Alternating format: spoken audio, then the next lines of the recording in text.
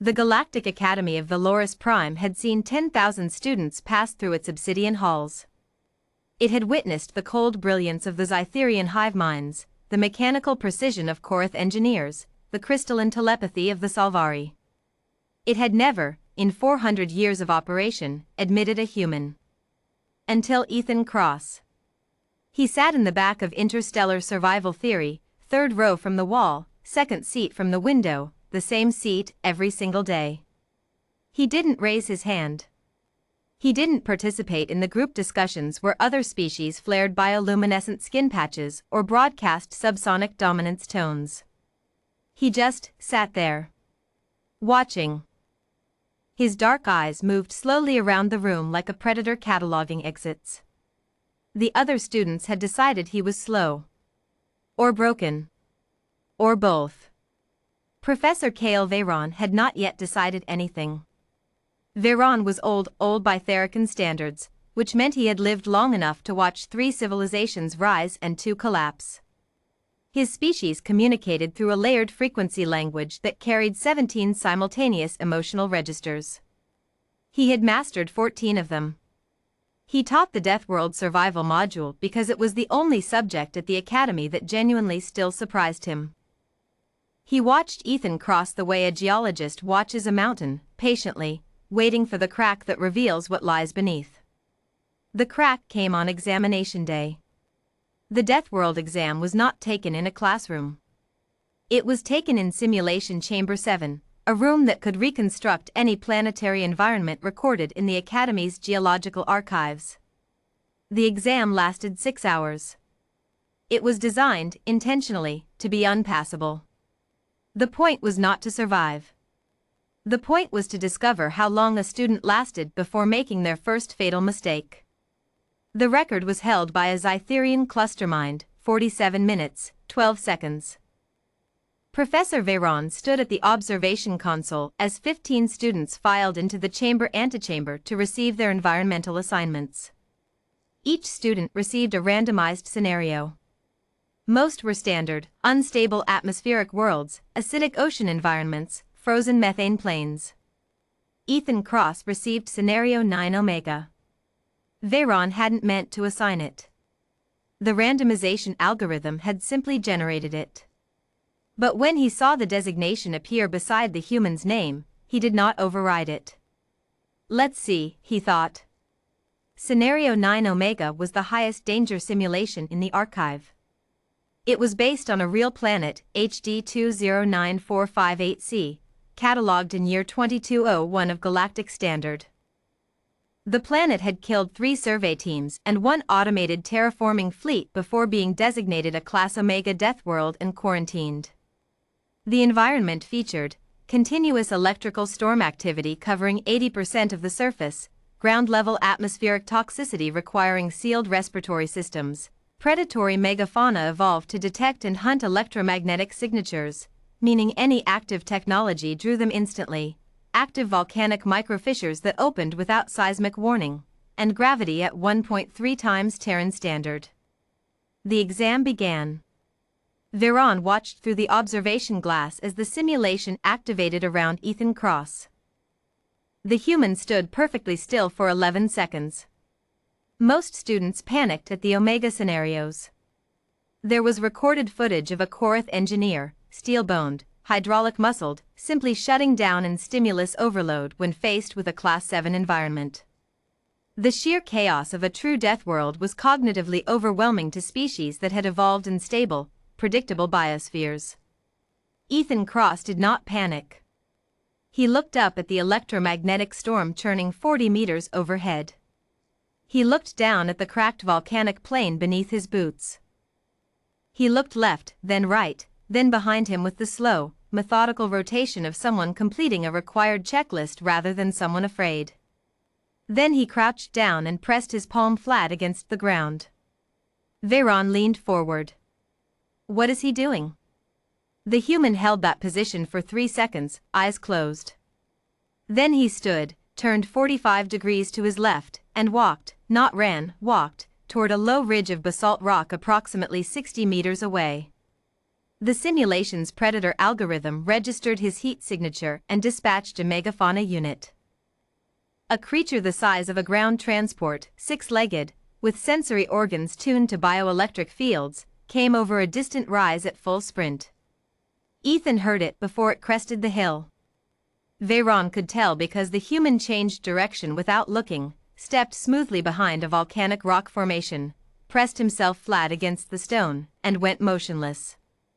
The creature thundered past, 9 meters away, and did not detect him. He reduced his bioelectric output, Veyron realized. By controlling his breathing and muscle tension, he made himself quieter. The professor had never seen that response before. Not in 400 years. Every other species either ran, fought, or activated technology. The human had simply become less. He watched as Ethan Cross reached the basalt ridge and immediately began breaking it apart with his bare hands, testing the rock for something.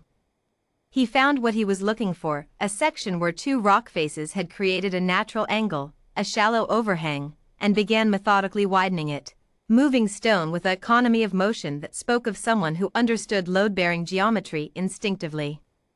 He was building shelter. In the first 8 minutes. Without tools. By 40 minutes, Ethan had sourced a water condensation method using temperature differential between two rock surfaces and a piece of his own uniform material. By 55 minutes, he had identified and avoided 3 separate microfissure events that the simulation's geology algorithm had generated. He seemed to detect them through ground vibration, stopping and shifting his weight seconds before each one opened. At 1 hour and 12 minutes, Veyron's console chimed. The simulation's survival threshold algorithm, designed to calculate when environmental entropy would make survival statistically impossible, had not triggered. Ethan Cross was not dying. At 1 hour 40 minutes, another student's simulation ended. A Salvari, crystalline, telepathic, brilliant, had lasted 93 minutes in a Class 3 environment before making a resource depletion error. The Salvari emerged from the chamber looking exhausted and quietly devastated. Inside Scenario 9 Omega, the human had started a fire. Veyron stared. There was no ignition technology permitted in the exam. Ethan had struck 2 specific types of rock together, iron pyrite against quartz, and caught the sparks in shredded dried lichen he'd harvested from the underside of a sheltered boulder. He was burning it in a contained pit he'd constructed to minimize smoke visibility, positioned downwind of the predator patrol routes the megafauna had established. He had, in under 2 hours, converted a Class Omega extinction environment into something approaching a campsite. Professor Cale Veyron sat back in his chair. He thought about what he knew of human evolutionary history, the sanitized summary in the Academy's Galactic Species Registry. Homo sapiens. Terran origin. Moderate physical capability. Notable adaptability. He had read it and thought, moderate physical capability. The descriptor that had made every other professor in this academy dismiss humans as soft, fragile, unimpressive. But they had been asking the wrong question. They had been asking, how strong is the human? The correct question was, what kind of planet made them? Earth. A world with axial tilt that caused catastrophic seasonal temperature swings. A world with an active tectonic system that regularly rearranged geography. A world where the megafauna had, for millions of years, been larger and faster and stronger than the proto-human ancestors who nonetheless refused to die. A world where the apex predator was a small, slow, nearly furless primate with no claws, no venom, no armor, who had survived anyway through sheer stubborn creative violence. Humans hadn't evolved despite their death world. They had been built by it. Every calm decision Ethan Cross made in that simulation was an expression of 200,000 years of accumulated ancestral knowledge about how to not die when everything around you wants to kill you. The exam ended at the 6-hour mark. Mandatory termination. Ethan Cross walked out of the chamber. His uniform was torn. He had a burn on his left forearm from a near miss with a microfissure. He was breathing steadily. He blinked in the light of the antechamber and looked around at the other students who had already completed their exams and were waiting. Most of them stared at him. Professor Kale Veyron met him at the chamber door. The two of them stood facing each other, the old alien professor and the quiet human student. Veyron studied the young man's face and saw something he had not expected. Not pride. Not triumph. Just a kind of settled, patient watchfulness.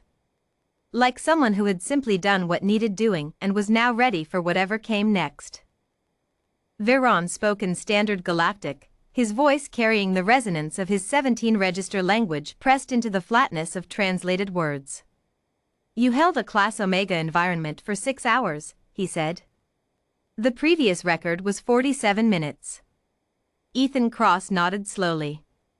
I know. I read the exam file. You were not frightened. The human considered this for a moment. I was frightened the whole time, he said. I just didn't stop moving. Kale Veyron was silent for a long moment. Then he said the words he had not said to a student in 112 years.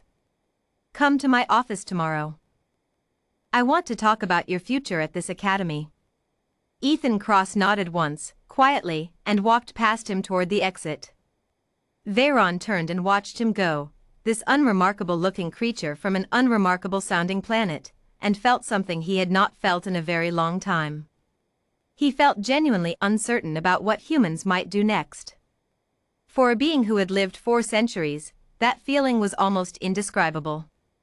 It felt, unmistakably, like awe.